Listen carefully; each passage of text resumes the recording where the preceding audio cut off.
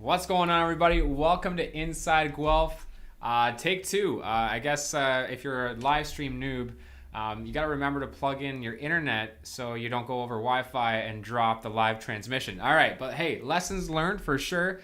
We got a jam-packed show for you today, and one of the things I want to kick off by saying is, hey, if you want to follow at the Zahnd Team, get to know us, there's our Instagram handle. Just remember to also subscribe and hit that notification bell for when we do go live.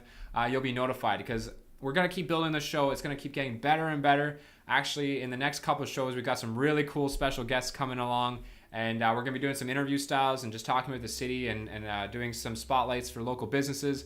It's going to be awesome. I'd love for you to be a part of it. And I'm already thankful that you're a part of it right now. Okay, awesome. So we're going to show you a couple things. There's some things we're going to talk about today. And to kick it off, if you can comment and share, we're going to enter you into a draw to win $100. And the reason we want to do that is because we want to make this interactive and we want to hear what you got to say. So I'm trying to bribe you to interact with me a little bit here. So I hope you can do that. A couple things you can comment on. I'm going to do a dining district stance for the city of Guelph and kind of tell you where I think, where I'm going to tell you my stance on the dining district. Again, cover some stuff in the Guelph real estate market today as well. And I'd love to hear what you think about the Guelph real estate market. Even to start off here, I'm going to show you the agenda. So like I said, top comment and share gets a $100 gift card of their choice. We're just going to pull anyone that comments and shares. We're going to pull them into a draw. We're going to pull someone out. They're going to win $100 of their choice. On top of that, what can you comment on? Well, we got the Guelph Dining District right here. What's your stance on it? Love to hear it. Also, if you want to pause the video on the live stream, I'm just going to show you this chart right here. And I would love to see your opinion on this chart. What do you see? What do you think is happening in the housing market? What do you think should happen? It's a safe space here. Just comment your thoughts. I'd love to hear what you think. I'm going to tell you what I think. If that matters to you, I'm not sure, but I'm going to tell you anyways. All right, awesome. Let's kick it off. Let's keep going over this agenda. Okay, so number one, comment and share. I'd love for you to do that. Housekeeping. Who, what, subscribe, like, and share. So yeah, we're the Zahnd Team Real Estate Advisors. We're a Guelph, Ontario real estate company. We offer a guaranteed 5-star real estate experience, or we pay the commission back that we would have received back to you on the deal if you didn't get that 5-star experience. It's fully transparent in how we do it. So if you're interested in learning more, hit us up. And if you want to like, subscribe, and share, like I already mentioned before, feel free to do that. All right, next thing we're going to do is we're going to go over some good news. We're going to go over a giveaway announcement.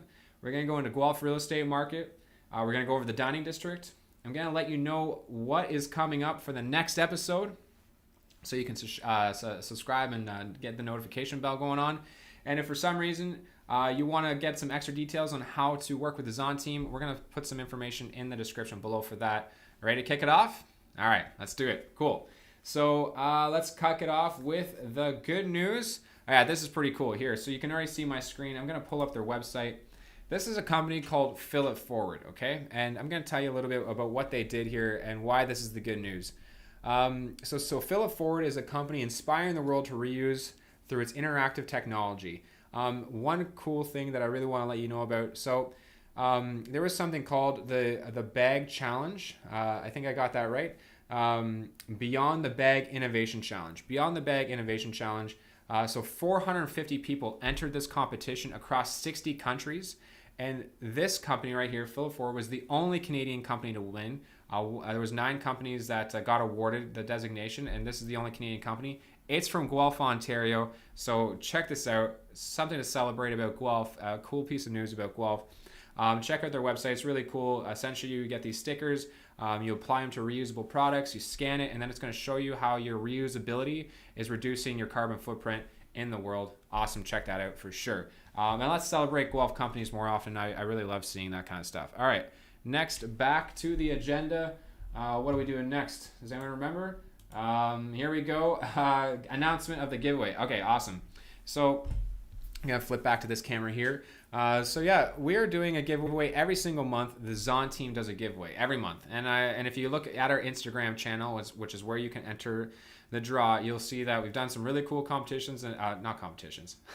We've done some really cool prizes and a lot of people love them. And what are we doing this month? Okay. So we're going to do 7 incredible books that we love at the Zahnd Team. I'm going to let you know who they are. Love Languages, Think Like a Monk, Who Not How, phenomenal book. Green Lights by Matthew McConaughey, The Morning Miracle, the Movement of Lift, the Moment of Lift. I guess I didn't read that one, so I have to read that one. And Girl Wash Your Face. Those, from the ones I did read, I know they're all phenomenal. I think the only one I didn't read was that one. And that's going to be in the package. Plus, you're going to get a $200 gift card to Majida. Wow, I messed that up. To Majida. It's a restaurant in Guelph. I actually got their website up right here. I go there. I went there a lot. It's phenomenal. And obviously, everyone that's gone there... Oh, you don't see my screen. Obviously, everyone that's gone there has absolutely loved it as well. Check this out. They got 1,093 reviews, 4.6 star. Man, that is quite the accomplishment. And again, another local Guelph business that's absolutely crushing it, delivering a 5-star experience to their customer. So we're going to give you a $200 gift card to this restaurant as well, and a 1-gallon water bottle so you can stay hydrated all day long. Okay, so that's the giveaway. Check it out. You got to be following at the Zahnd Team to enter into that giveaway. So if you're not doing it, I'm going to throw the ticker up right here again. There it is, at the Zahnd Team. Right there it is. Awesome. Cool. Do that. Next, what do we got on the agenda next? The Guelph Real Estate Market Update. Okay, here we go. Let's dive in. And we are on the way. Yeah, there it is. There's the lovely Guelph Real Estate Market. And I always like to start off with what is currently on the marketplace. I'm going to hit the present mode here so you can see the cool animations coming in. Perfect. So what's on the market? So in March, our 5-year average of inventory is 230 units. The last time we checked in, we were at 114. And right now we are at 130 units. So we've added some units of inventory to the marketplace, which is phenomenal.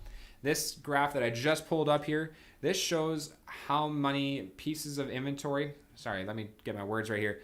This graph shows the product mix, so singles, semis, towns, and condos, what our typical product mix is on our 5-year average. So usually at this time of the year, we have 121 homes, 121 single-family detached homes on the market. We have 13 semis on the market, 45 towns, 51 condos.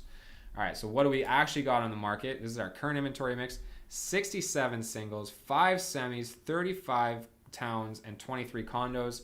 And based on our last check-in, so we've added 9 more signals. We lost 4 semis, so semis are being gobbled up. And in the last video, it said, hey, look, the semi-detached product is underrepresented in the city of Guelph. It's a great product. People love them. And I think we need more of them. Just letting you know. And we hardly have any coming on the market ever. And look at that. It was gobbled up. No surprise there. 4 less than on average. We have 35 towns, which is 11 more than our last check-in, and condos are exact same at 23, so nothing gained or lost there. So that's our current product mix. So if you're in the market for any of those, let us know. We can help you find it. All right, rock on. Okay, let's go to the next sales flow. I love the sales flow. So last week, I always do a prediction of what's going to be happening in the month ahead. So last check-in, I predicted that based on the recent sales activity, we should be seeing an average inflow of 11.2 properties a day. That means 11.2 properties are going to hit the market every single day in the month of March. That would be I believe it's a 20% increase in our 5-year average, because our 5-year average has 9.34 homes hit the market. Okay, so what's actually happening? Good news. Well, we got 12.53 properties hitting the market, which is a 34% increase. Why is that good news? Well, if you don't know, the Guelph real estate market is on fire, and it just needs a little bit of a extra boost of inventory to hopefully give some buyers some more options. Because right now, tons of buyers, limited inventory, lots of competition, low interest rates, everything's fueling the price frenzy and multiple bidding wars. You give some more space, you give some more inventory to the marketplace, it's going to be more options for buyers.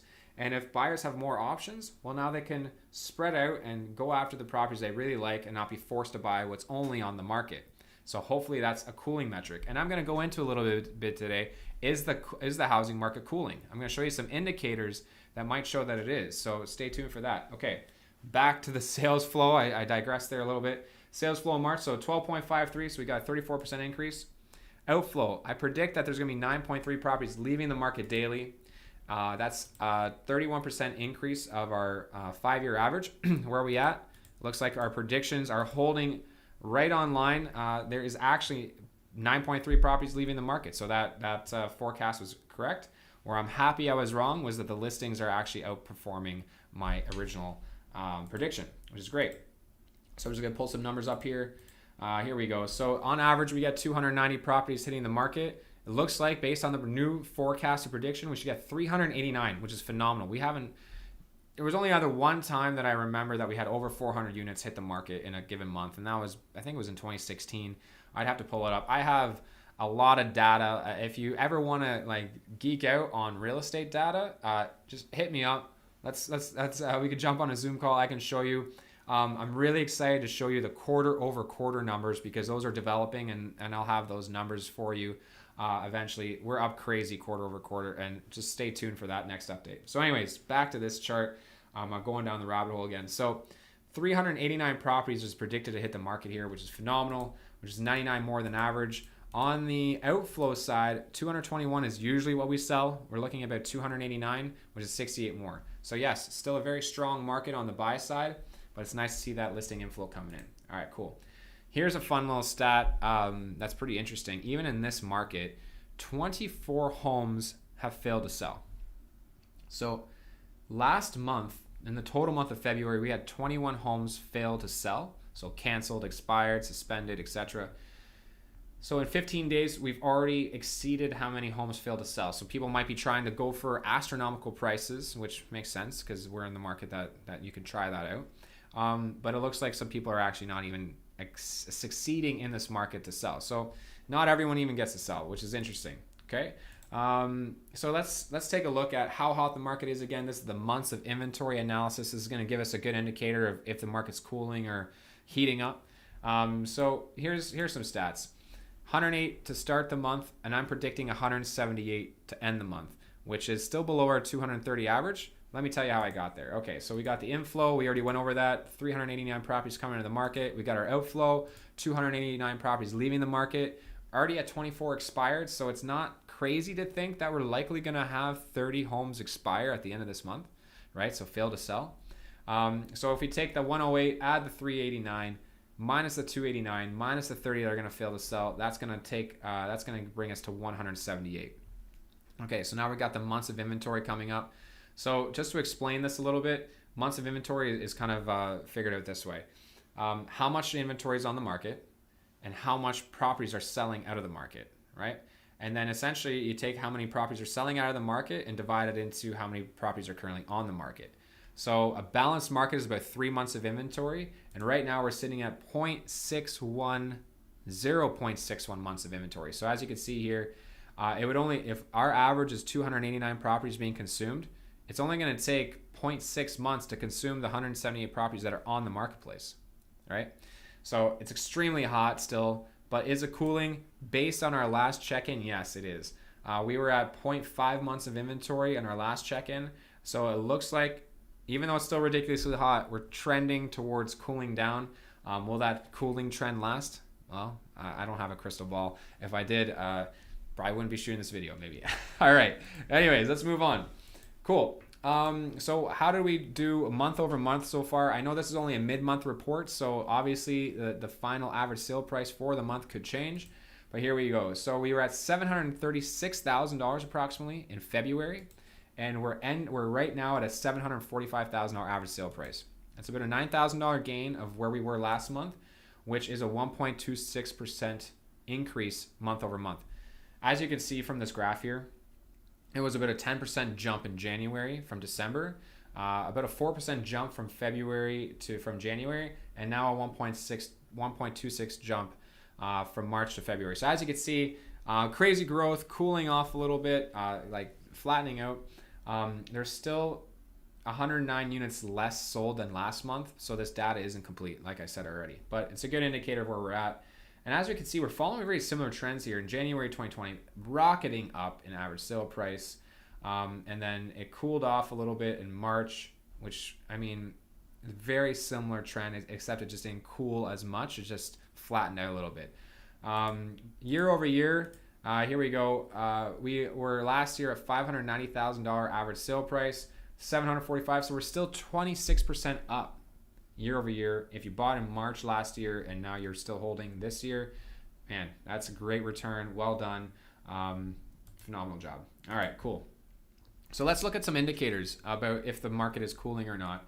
And there's some really good positive indicators here that I want to show you. So as you know, listing inflow is up. We already went through those numbers. As you can see, home consumption is also up though. So just to backtrack here one more, gray line, 5-year average.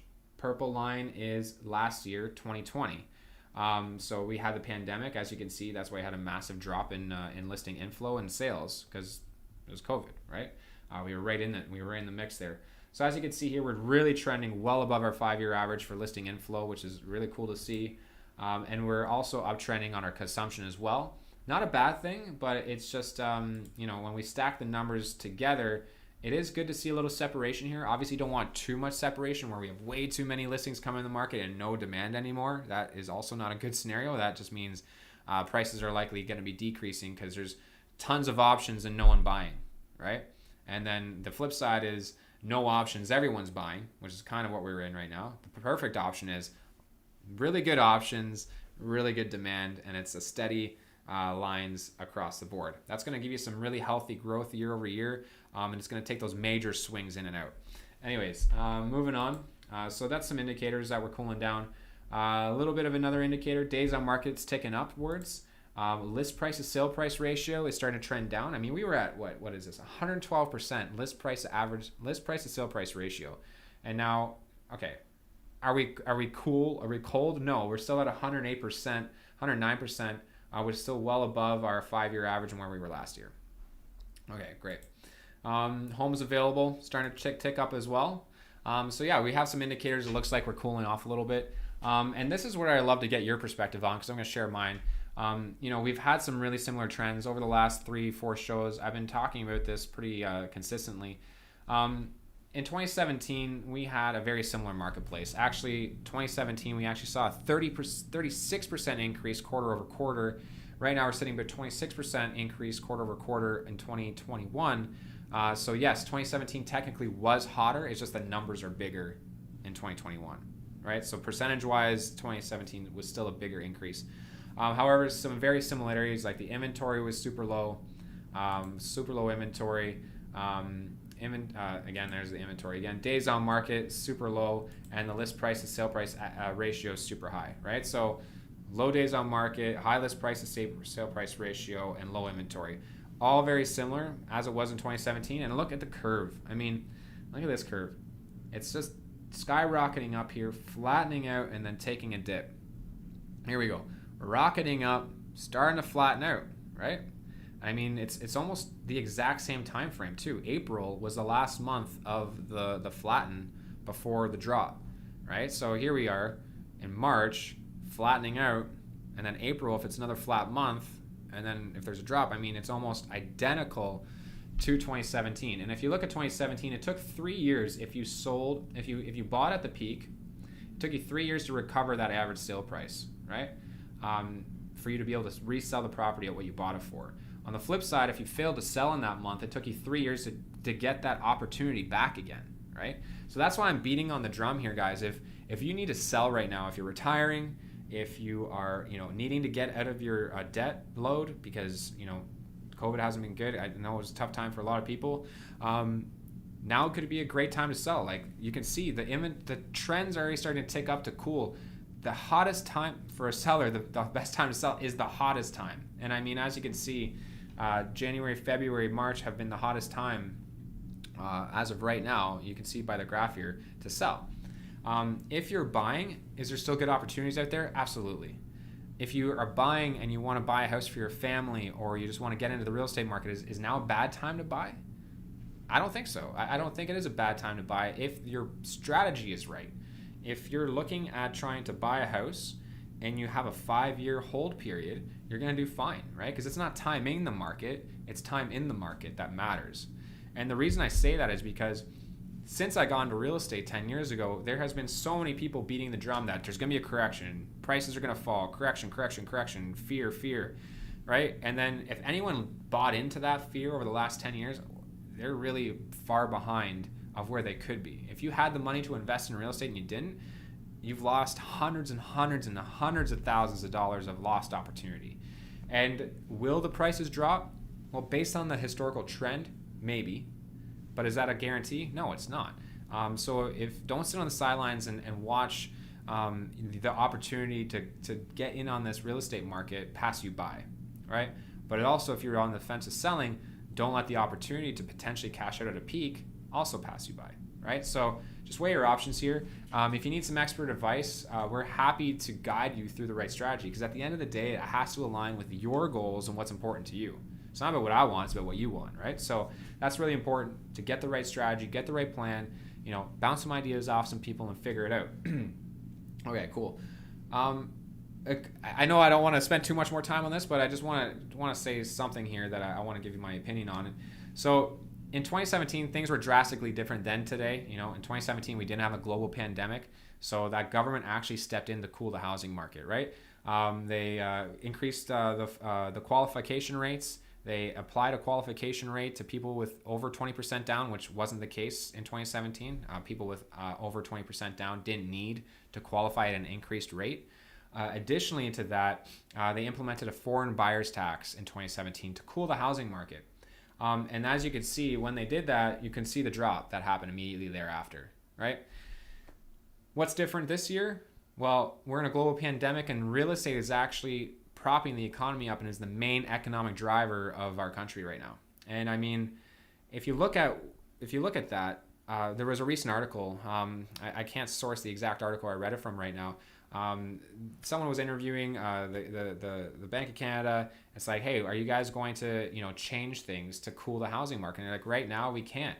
We don't want to change anything to the housing market because the housing market is fueling our economy, and we need all of the help we can get to continue fueling the economy. All right.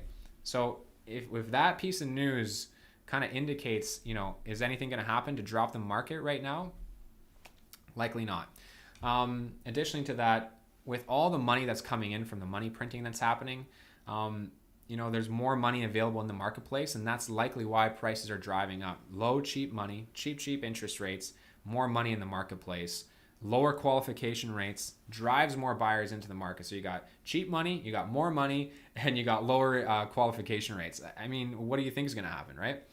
Prices are going to go up, but there is the fear of inflation. If you print too much money, inflation goes up, and then the value of money goes down. The value of money, real estate is one of the best vehicles to protect against inflation, right? Because if the value of money goes down, usually the value of real estate increases as well, right? Because it's a true hard asset that you can physically hold. It's a tangible asset. It's a real asset. So that's one of the best vehicles to purchase if you're looking to hedge against inflation as well. So that's why, again, it's not a bad idea to buy, even if we're kind of at a high part of the market here. All right, that's my opinion. Love to hear yours. Drop a comment in there, and we'll rock and roll. All right, I know I got a couple more things to cover, so let's get into that. Hopefully you're finding this information useful. If you are, give me a like. I'd love to get your feedback, and I hope you're finding what I'm providing helpful for you in your decision-making process. All right, dining district. Okay, cool. So there's a debate on whether or not the dining district should come back for 2021, and I'm a very firm believer that it should. I mean, there is some debating out there that, it's not fair to other local businesses that are in the downtown area that don't get to benefit from it. But I believe I read from an article that the mayor said that they're going to try to be more inclusive. I know I believe, is also interested in having that dining district continue to go. I mean, we went through a lot of not so fun stuff during COVID, but the dining district was really cool because it gave us an opportunity to connect in a time where we weren't allowed to connect, right? It gave the city a place to hang out when we weren't allowed to hang out, right? And it was a cool atmosphere. And I mean, to those local businesses that might be downtown that might think it's not fair that they don't have the opportunity to cash in on the downtown dining district as others do, I'm just gonna say this. With the downtown dining district, that is an attraction. There's people coming downtown that usually don't come downtown. It's like a magnet where you're driving more traffic into it. So instead of seeing it as a deterrent or as a loss of as an unfair advantage, see it as an opportunity to get out there and put out an offer to this new traffic that's coming in and see if you can take advantage of it, right? Because if you have more people coming to your area, there should be more opportunity. And I think if you look at it from an abundance mindset, you'll actually notice that there is an opportunity for you to increase your business, not decrease your business.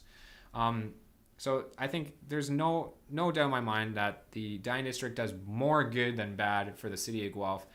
It's a really cool thing to do. I loved it. I know everyone I talked to loved it. Let's keep the dyeing district. So if you would like to share your voice, make sure it's heard. Let's keep the one cool thing that happened in COVID, even though not a lot of stuff positively happened in COVID.